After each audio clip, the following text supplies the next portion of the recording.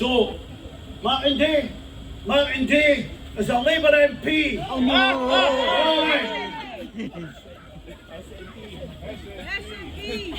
You know what she said, sir? You know what she said? She's put down Labour MP, right? So she was a bit nervous about beat the balls, I think. Sorry, SNP!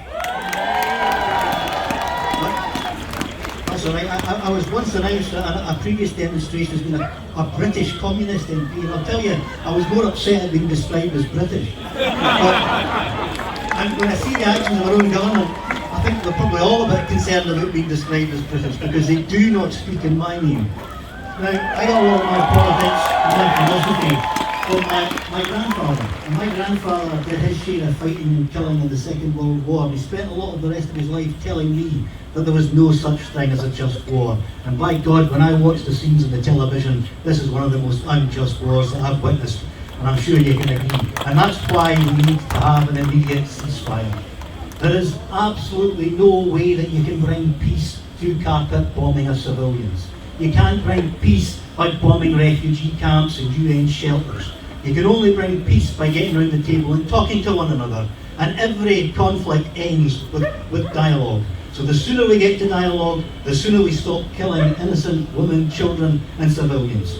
And that is a very simple message. And once we get that dialogue and we get peace, we only get lasting peace when we get a free and independent Palestine. And it's quite simple. I don't need to stand here and talk all afternoon, because I think we're all in agreement on that.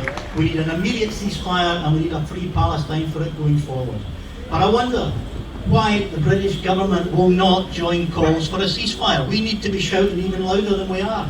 I wonder what the Home Secretary is going to do when hundreds of British citizens who have dual nationality and have travelled over to fight with Israeli Defence Forces come home.